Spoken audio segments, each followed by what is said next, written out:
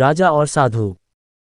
ये भी कट जाएगा। एक बार एक राजा की सेवा से प्रसन्न होकर एक साधु ने उसे एक ताबीज दिया और कहा कि राजन, इसे अपने गले में डाल लो और जिंदगी में कभी ऐसी परिस्थिति आए कि जब तुम्हें लगे कि बस अब तो सब खत्म होने वाला है, परेशानी के भंवर में अपने को फंसा पाओ, कोई प्रकाश की किरण नजर ना आ रही हो, हर तरफ निराशा और हताशा हो, तब तुम इस ताबीज को खोलकर इसमें रखे कागज को पढ़ना, उससे पहले नहीं।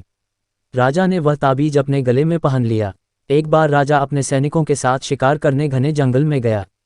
एक शेर का पीछा करते करते राजा अपने सैनिकों से अलग हो गया और दुश्मन राजा की सीमा में प्रवेश कर गया।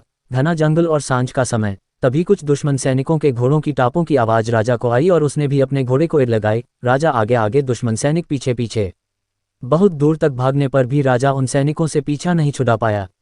भूख प्यास से बेहाल राजा को तभी घने पेड़ों के बीच में एक गुफा सी दिखी। उसने तुरंत स्वयं और घोड़े को उस गुफा की आड़ में छुपा लिया और सांस रोककर बैठ गया। दुश्मन के घोड़ों के पैरों की आवाज धीरे धीरे पास आने लगी। दुश्मनों से घिरे हुए अकेले राजा को अपना अंत नजर आने लगा। उसे लगा कि बस कुछ ही क्षणों में दुश्मन उसे पकड़कर मौत के घाट उतार देंगे।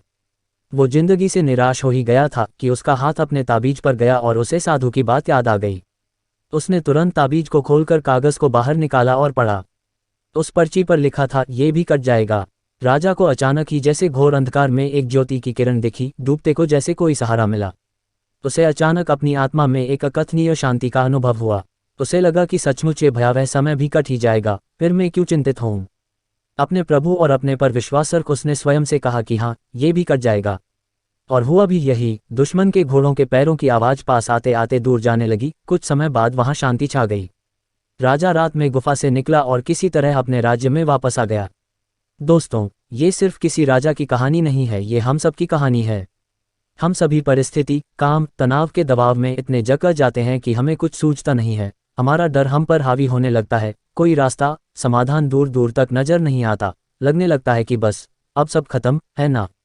जब ऐसा हो तो 2 मिनट शांति से बैठिए, थोड़ी गहरी गहरी सांसें लीजिए, अपने आराध्य को याद कीजिए और स्वयं से जोर से कहिए, ये भी कट जाएगा।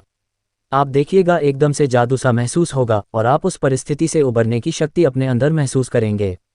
आजमाया हुआ है, बहुत कारगर है। आशा है जैसे ये सूत्र मेरे जीवन में मुझे प्रेरणा देता है, आपके जीवन में भी प्रेरणादायक सिद्ध होगा।